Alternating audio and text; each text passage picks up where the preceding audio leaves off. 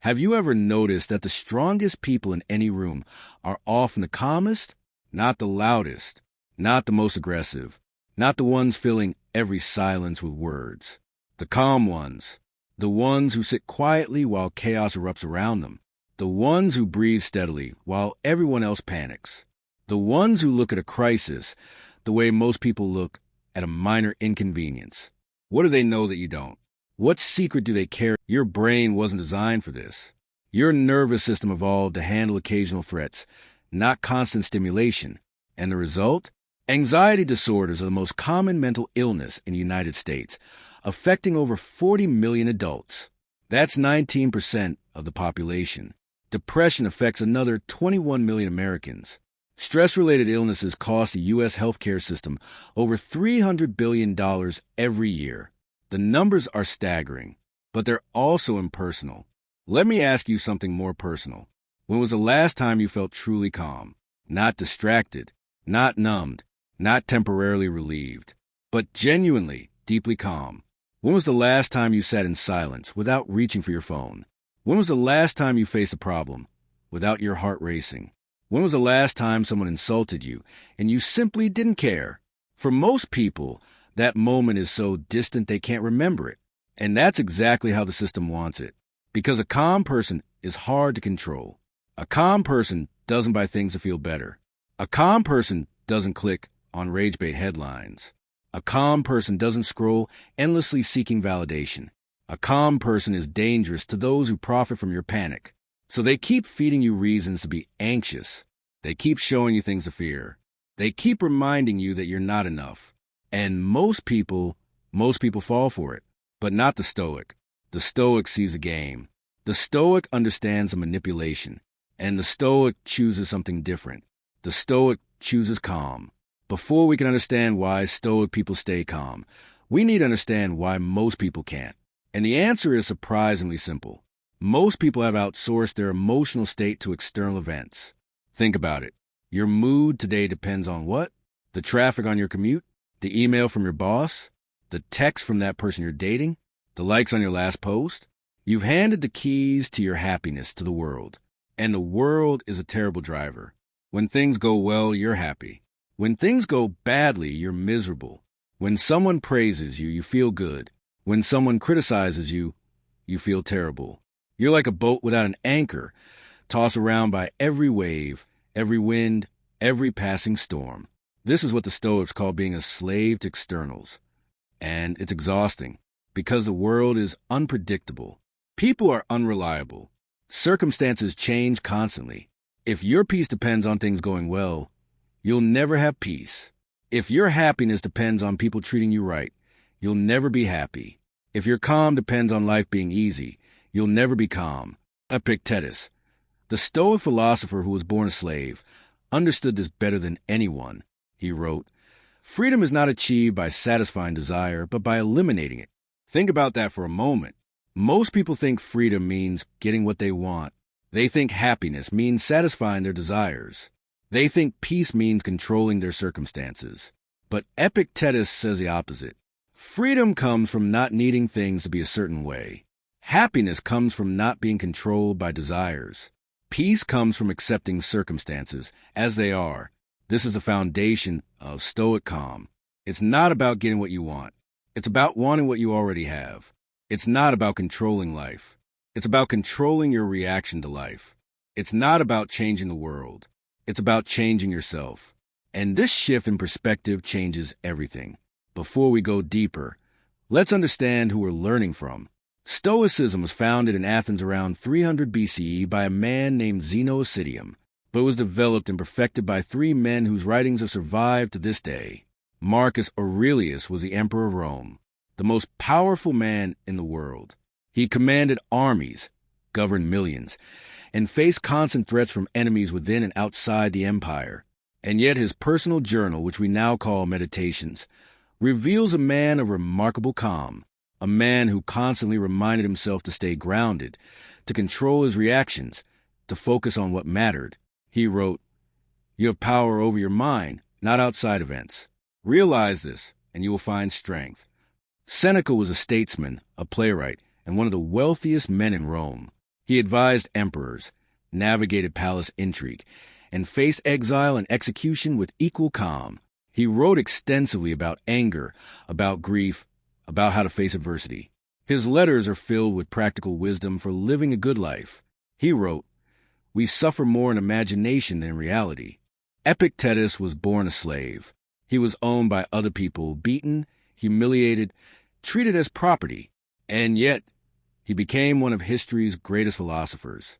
After gaining his freedom, he taught that true freedom is internal, that no one can control your mind unless you let them, that your reactions are the only thing truly yours. He wrote, "It's not what happens to you, but how you react to it that matters." 3 men, different backgrounds, different circumstances, different challenges, and yet they all arrived at the same conclusion. Calm is not something that happens to you. Calm is something you create. Strength is not something you're born with. Strength is something you build. Peace is not something you find. Peace is something you choose. This is Stoicism, and it's available to anyone willing to practice. If you take nothing else from this video, take this one insight. It's the foundation of everything the Stoics taught. It's the secret to their calm. It's the source of their strength. Here it is. Between stimulus and response, there is a space. In that space is your power. Let me explain. Something happens. That's the stimulus. You react. That's the response. Most people believe these two things are connected automatically. Stimulus happens. Response follows, like a reflex. But the Stoics discovered something different that makes them unshakable, while everyone else crumbles. Today, you're going to find out. Because today, we're diving deep into the Stoic mind. We're going to understand A is not designed for your peace. It's designed for your panic. Think about it. Your phone buzzes constantly with notifications designed to trigger your anxiety. News alerts scream at you about disasters you can't control. Social media shows you perfectly curated lives that make your own feel inadequate. Your email inbox fills with demands. Your text messages bring unexpected problems.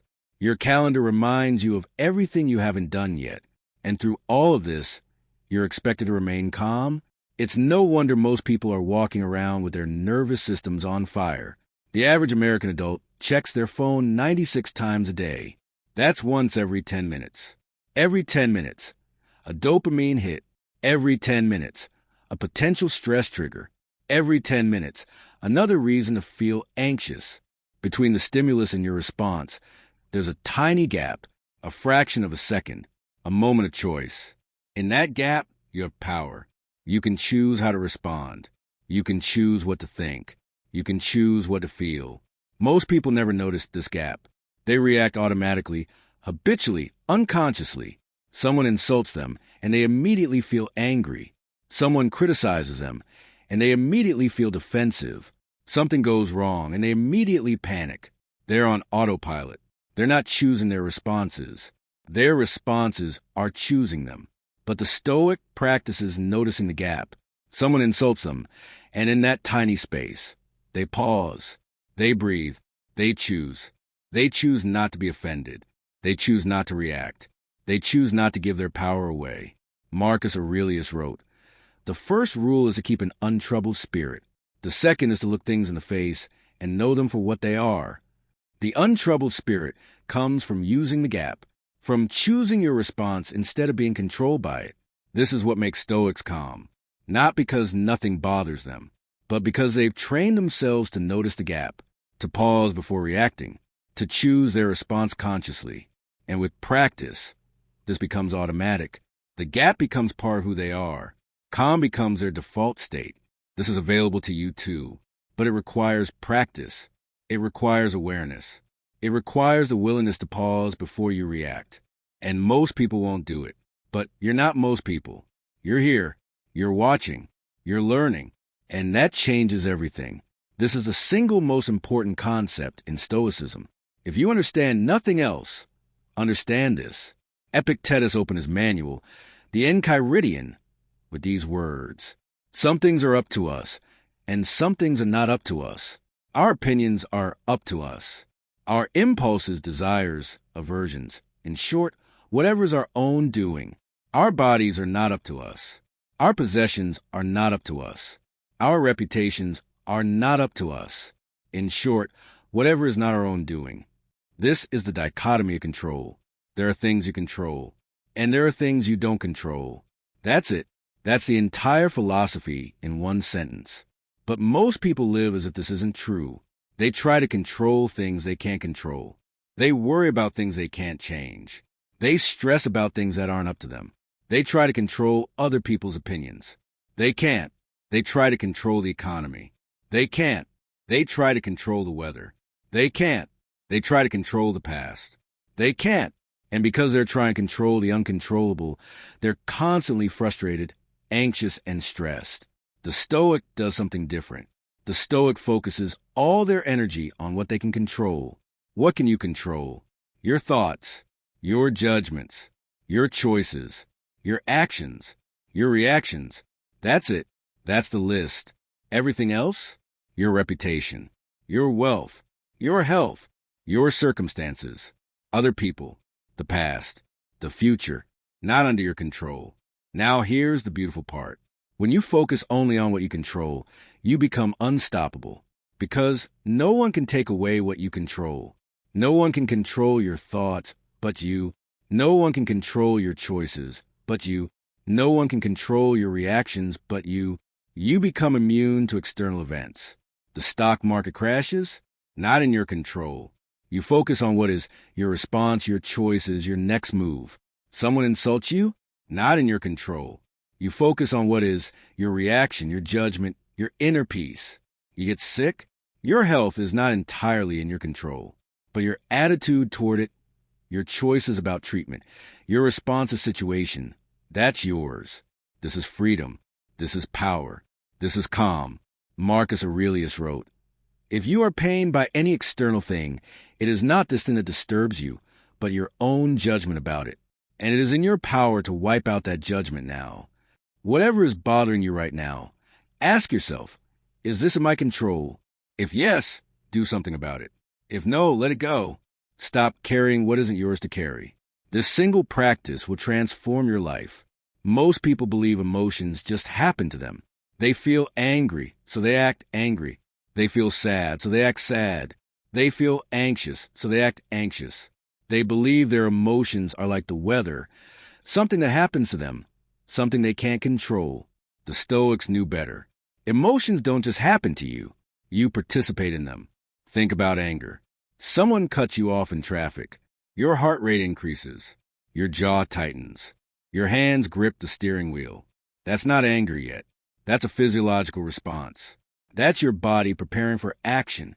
Then your mind gets involved. That guy is such a jerk. He thinks he's better than everyone. Someone should teach him a lesson. That's anger. That's your mind creating the emotion. And here's the crucial insight. You can choose not to create it. You can notice the physiological response and let it pass. You can choose not to tell yourself a story that creates anger. You can choose a different interpretation. Maybe he's rushing to the hospital. Maybe he didn't see me. Maybe he's having the worst day of his life. Same event, completely different emotion, completely different experience.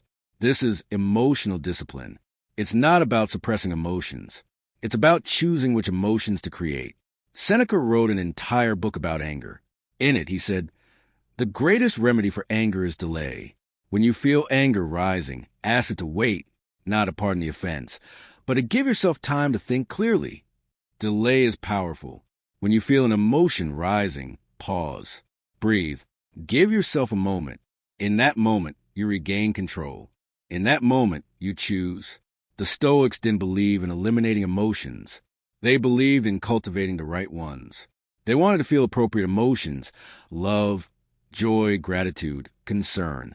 They didn't want to feel destructive emotions, anger, hatred, envy, panic. And they knew that emotions are not things that happen to you. They're things you create moment by moment through your judgments and interpretations. This is empowering. It means you're not a victim of your feelings. It means you can choose how to feel. When you understand this, you become calm. Not because nothing bothers you, but because you've trained yourself to respond to life with wisdom instead of reactivity. This principle sounds strange at first. Let me explain. The The Stoics divided everything into three categories. 1. Good, things that help your character. Virtue, wisdom, justice, courage, self-control.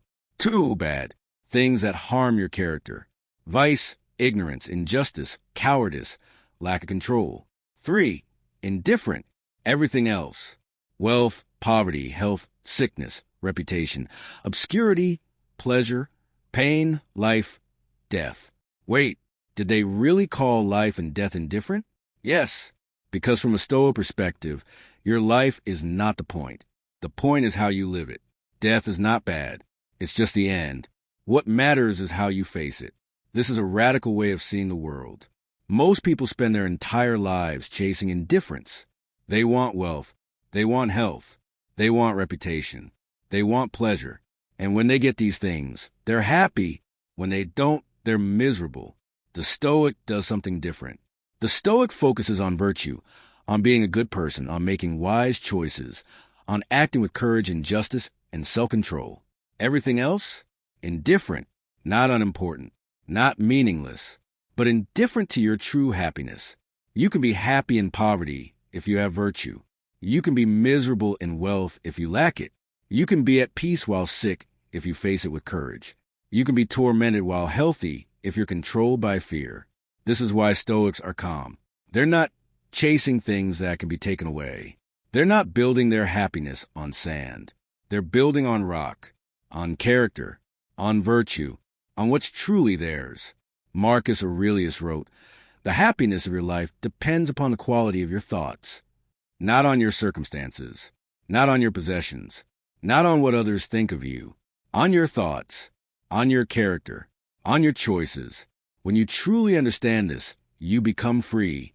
You stop needing things to be a certain way. You stop being controlled by outcomes. You stop pinning your peace on things that can disappear in an instant. You become calm because your calm doesn't depend on anything external, and that's unshakable. Here's a principle that separates the Stoics from everyone else. Amor fati, Latin for love of fate. Nietzsche, who was deeply influenced by the Stoics, described it this way: "My formula for greatness in a human being is amor fati, that one wants nothing to be different, not forward, not backward, not in all eternity, not merely bear what is necessary, still less conceal it, but love it." This is radical. Most people want things to be different. They want the past to change. They want the present to improve. They want the future to be better. The Stoic goes further. The Stoic loves what happens, not just accepts it, not just tolerates it, loves it. Why? Because everything that happens is an opportunity. Every obstacle is a chance to practice patience. Every difficulty is a chance to practice courage. Every loss is a chance to practice detachment. Every insult is a chance to practice indifference. The event itself is neutral. Your response determines whether it's good or bad. And if you respond well, every event becomes good. This is the mindset that makes Stoics unbreakable. They don't complain about what happens. They use what happens. They don't wish for different circumstances. They make the most of their circumstances. They don't resist reality. They embrace it. Epictetus said, "Don't seek for everything to happen as you wish, but wish for everything to happen as it actually does, and your life will be serene." This is hard. This is counterintuitive. This goes against every instinct. But it works. When you stop fighting reality, you free up enormous energy. Energy you were wasting on resistance. Energy you were wasting on wishing. Energy you were wasting on wanting things to be different. Now you can use that energy to respond wisely, to act effectively, to live well. This is why Stoics are calm. They're not fighting the universe. They're flowing with it. They love their fate. Not because fate is always pleasant, but because they know they can always respond well. And responding well turns everything into a gift. Marcus Aurelius used a powerful metaphor. He said, "We should build an inner citadel, a fortress inside our minds, a place of safety, a refuge from the chaos of the world. No matter what's happening outside, you can retreat to your inner citadel. No matter what anyone says or does, you can find peace within. This is not escapism. This is not avoidance. This is not denial. It's preparation. The Stoic knows that the world will attack. People will be difficult. Circumstances will be challenging. Life will be hard. So they prepare. They build their inner fortress before the attack comes. They practice self-discipline daily, so they're ready when temptation strikes. They practice emotional control regularly, so they're ready when provoked. They practice gratitude consistently, so they're ready when loss occurs. The inner citadel is built one brick at a time, one choice at a time, one day at a time. And when the storm comes, and it will come, they retreat to their fortress, not to hide, to regroup, to find strength, to prepare their response. Marcus Aurelius wrote, "People seek retreats for themselves in the country, by the seaside, on the mountains. You too are prone to hanker after such things. But all this is unphilosophical. You can retreat into yourself at any time you want. You don't need to go anywhere. Your inner citadel is always available, always accessible, always ready. The question is, have you built it? Have you practiced enough to have a fortress when you need one? Have you trained enough to find calm when chaos erupts? Most people haven't. They're out in the open, exposed to every attack, vulnerable to every storm. But you can be different. You can build your inner citadel starting today. One choice at a time, one practice at a time, one day at a time. And when the world tries to break you, you'll be safe inside walls that no one can breach. Let's make this practical. How do Stoics actually apply these principles in daily life? When someone insults them, the average person gets defensive. They argue. They explain. They try to prove the other person wrong. The Stoic pauses. They remember that the insult is just words. They remember that their reaction is in their control. They remember that the other person's opinion is not up to them. They ask themselves, is there truth in this? If yes, they use it to improve. If no, they let it go. They don't carry what isn't theirs. When things go wrong, the average person panics. They complain. They ask, why me? The Stoic accepts what happened. They don't waste energy wishing it were different. They focus on what they can do now. They ask, what's in my control? What can I learn? What's the opportunity here? They turn obstacles into advantages. When facing loss, the average person falls apart. They cling to what's gone. They refuse to move forward. The Stoic grieves appropriately. They're human, after all. But they also remember that nothing external was ever truly theirs. They remember that change is natural. They remember that they still have their character, their choices, their response. They find strength in what remains. When experiencing success, the average person gets arrogant. They attach their identity to their success. They fear losing it. The Stoic stays grounded. They remember that success is indifferent, nice but not necessary. They remember that their worth comes within, not from achievements. They remember that fortune can change at any moment. They enjoy success without being controlled by it. In every situation, the Stoic asks 3 questions. 1, is this in my control? 2, what would virtue require here? 3, how can I respond wisely? These questions cut through confusion. They provide clarity. They lead to calm. And with practice, they become automatic. The Stoic doesn't need to think about them consciously. They become part of how they see the world. This is what makes Stoics calm and strong. Not magic, not special powers. Just practice. Just discipline. Just consistent application of simple principles. And you can do it too. Relationships are where most people lose their calm. Family, friends, partners, colleagues. These are the people who can push your buttons most effectively. Why? Because you care. Because their opinions matter. Because you're invested. And the Stoic understand this. They're not trying to stop caring. They're trying to care without being controlled. Here's how Stoics handle relationships. They don't try to control others. Most relationship problems come from one person trying to control another, trying to make them change, trying to make them behave differently. The Stoic knows this is impossible. Other people are not in your control. Their thoughts, feelings, and actions are theirs alone. So the Stoic focuses on what they can control, their own behavior, their own responses, their own choices. They set boundaries. They communicate clearly. They act with integrity. And they let others be who they are. They expect imperfection. People will disappoint you. They'll let you down.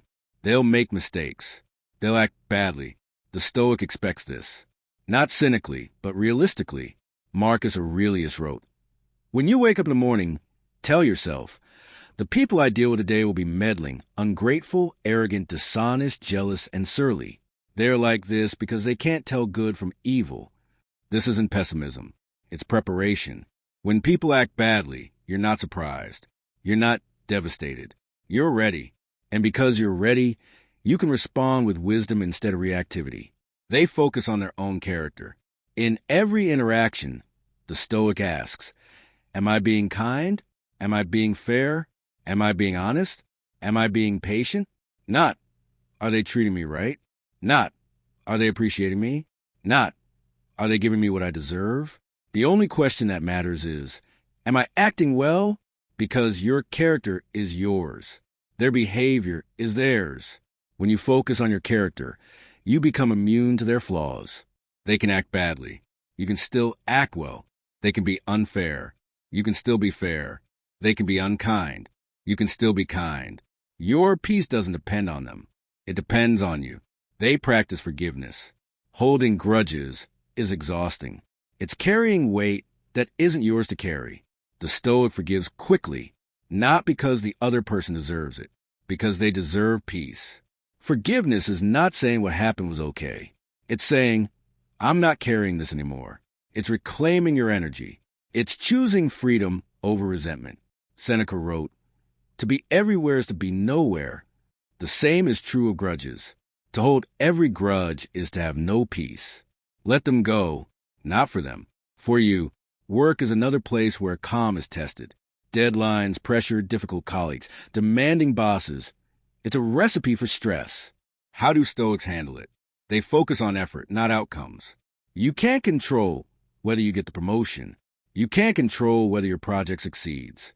You can't control what your boss thinks of you, but you can control your effort. You can control your preparation. You can control your attitude. The Stoic puts 100% into what they can control and lets go of the rest. This doesn't mean they don't care about outcomes. It means they're not attached to them. It means their peace doesn't depend on them. And ironically, this often leads to better outcomes. Because when you're not desperate, you make better decisions. When you're not attached, you take smarter risks. When you're not controlled by fear, you perform better. They see obstacles as opportunities. A difficult project, opportunity to develop skills. A demanding boss, opportunity to practice patience. A failure, opportunity to learn. A setback, opportunity to grow. Every work challenge is a chance to practice virtue. To practice patience, persistence, creativity, courage. The Stoic doesn't complain about problems. They use problems. They separate their worth from their work. Your job is not who you are. Your title is not your identity.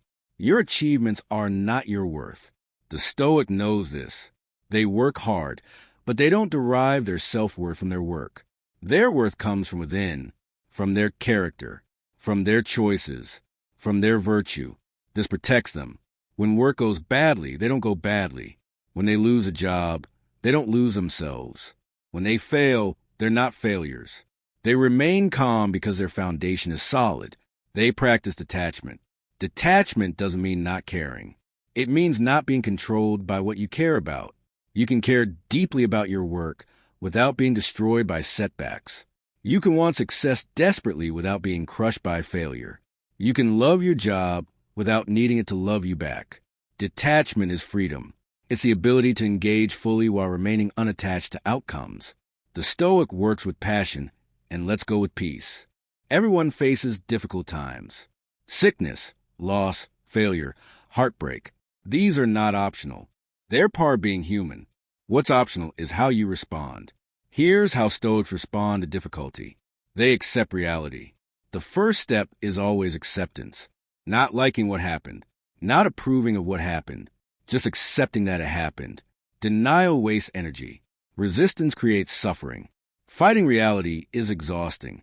Acceptance is a foundation. From acceptance, you can move forward. From acceptance, you can respond wisely. From acceptance, you can find strength. Marcus Aurelius wrote, "Accept the things to which fate binds you. Whatever is happening, accept it. not because it's good, because it's real. They look for the opportunity. Every difficulty contains an opportunity. Every obstacle contains a lesson. Every loss contains a gift. The Stoic looks for it. Sickness teaches gratitude for health. Loss teaches appreciation for what remains. Failure teaches wisdom. Heartbreak teaches strength. The event itself is neutral. Your interpretation determines whether it's good or bad. So choose a good interpretation. Choose to find the opportunity. Choose to see the gift. They focus on what remains. When you lose something, it's easy to focus on what's gone, to grieve what you no longer have. The Stoic does something different. They focus on what remains. Lost your job? You still have your skills, your experience, your resilience. Lost a relationship? You still have your self-worth, your memories, your growth. Lost your health? You still have your mind, your spirit, your choices. What remains is always enough. What remains is always a foundation for moving forward. They remember impermanence. Everything passes. Good times pass. Bad times pass. Pleasure passes. Pain passes. Life passes. This is not depressing. It's liberating. When things are hard, remember, this too shall pass. When things are good, remember, enjoy this while it lasts. Impermanence makes everything precious. It makes difficulties bearable and pleasures meaningful. The Stoic lives with this awareness always. It keeps them grounded. It keeps them grateful. It keeps them calm. It's fascinating to see modern science validating what the Stoics discovered 2,000 years ago. Cognitive behavioral therapy, or CBT, one of the most effective forms of psychotherapy, is directly based on Stoic principles. CBT's core insight: it's not events that disturb us, but our beliefs about events. This is almost word for word what Epictetus taught. When you change your thoughts, you change your feelings. When you change your interpretations, you change your experience. This is Stoicism, and it works. Neuroscience has shown that the brain is plastic. It changes with use. The more you practice certain ways of thinking, the stronger those neural pathways become. This means you can literally rewire your brain for calm. The more you practice Stoic principles, the more automatic they become. The more you choose calm, the more calm becomes your default. Psychology has identified the concept of locus of control. People with an internal locus of control, who believe they control their outcomes, are happier, healthier, and more successful than those with an external locus of control, who believe life happens to them. Stoicism trains an internal locus of control. It teaches you to focus on what you control and let go of what you don't. Resilience research shows that the most resilient people share certain traits: acceptance of reality, belief that life is meaningful, ability to adapt and improvise. These are exactly the traits Stoicism develops. Science is catching up to ancient wisdom, and the evidence is clear. Stoicism works. There's a common misconception that calm people are weak, that they're passive, that they're avoiding conflict. Nothing could be further from the truth. Calm people are actually the strongest people in any room. Here's why. Calm people think clearly. When everyone else is panicking, the calm person can think. They can assess situations accurately. They can make good decisions. Panic clouds judgment.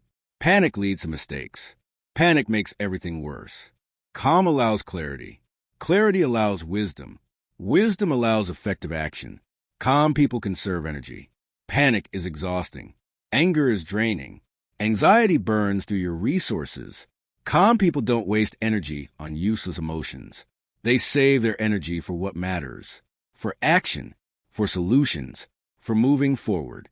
They have more energy because they're not constantly burning it on reactivity. Calm people are unpredictable. When you're reactive, people know how to manipulate you.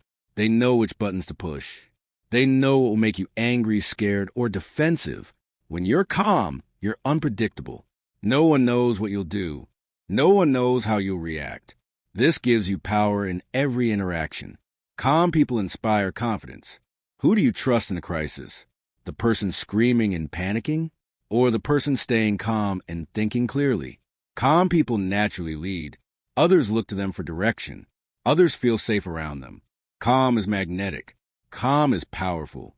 Calm commands respect without demanding it. Calm people are harder to defeat. You can't defeat someone who won't react. You can't break someone who won't break. You can't destroy someone whose peace comes from within. The calm person is unshakable, not because they're invulnerable, because they've built their strength on a foundation that can't be taken away. This is why Stoics are calm, not despite their strength. Because of it, knowing Stoic principles isn't enough. You have to practice them every day, consistently. Here are daily practices that will build your Stoic calm. Morning meditation. Before you get out of bed, spend 5 minutes in quiet reflection. Think about the day ahead. What challenges might arise? What opportunities for virtue will appear? How will you respond to difficulties? Marcus Aurelius did this every morning. He prepared himself for the people and situations he would face. This practice makes you proactive instead of reactive. You're not caught off guard because you've already prepared. The pause. Throughout your day, practice the pause. Before responding to anything, take one breath, one moment, one pause. In that pause, you regain control. In that pause, you choose your response instead of being controlled by your reaction. This simple practice transforms your interactions. Evening review. At the end of each day, review what happened, what went well, what could have been better, where did you act wisely, where did you react poorly. Be honest but not harsh. This is learning, not self-criticism. Seneca did this every night. He examined his day, identified areas for improvement, and planned to do better tomorrow. This practice accelerates your growth. You learn from experience instead of just having experiences. Gratitude practice. Each day, identify 3 things you're grateful for. Not big things necessarily. Small things. A good meal, a kind word, a beautiful sunset. Gratitude shifts your focus from what you lack to what you have. It trains your mind to appreciate rather than complain. Voluntary discomfort. Regularly do something uncomfortable on purpose. Take a cold shower. Skip a meal. Sleep on the floor. Go for a walk in the rain.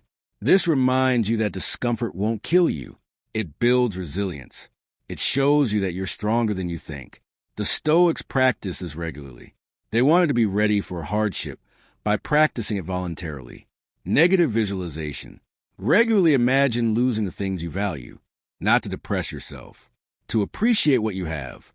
To prepare yourself for loss. To remind yourself that nothing external is permanent. This practice reduces fear of loss. It increases gratitude. It prepares you for whatever comes.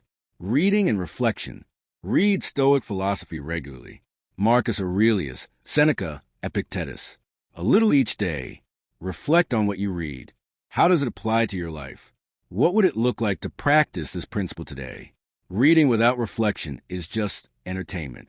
Reading with reflection is transformation. Becoming Stoic isn't easy. You'll face obstacles.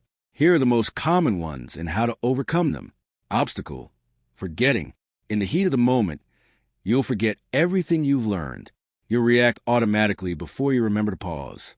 Solution. Practice. The more you practice, the more automatic your calm becomes. Start with small situations and work your way up. Build the habit gradually. Obstacle. Impatience. You'll want results immediately. When they don't come, you'll get discouraged. Solution. Remember that this is a lifelong practice. You're not trying to become perfect overnight. You're trying to get a little better each day. Progress, not perfection. Obstacle. Isolation. It's hard to practice alone. You'll feel like you're the only one trying to live this way. Solution. Find community. There are Stoic groups online and in many cities. Read books by modern Stoic teachers. Surround yourself with people who share your values. Obstacle. Doubt. You'll wonder if this really works. You'll question whether you're wasting your time. Solution. Test it. Try the practices for 30 days and see what happens. Notice the difference in your peace, your calm, your strength. Let your experience be your proof. Obstacle. Overwhelm. There's so much to learn. So many practices. So many principles. Where do you start? Solution. Start small. Pick one practice. Do it consistently for a month. Then add another. You don't have to do everything at once. Small steps, consistently taken, lead to massive transformation. Here's the ultimate truth about Stoic calm. The person you need to calm most is yourself. Not other people. Yourself. The voice in your head that tells you to panic. The voice that tells you to react. The voice that tells you that everything is falling apart.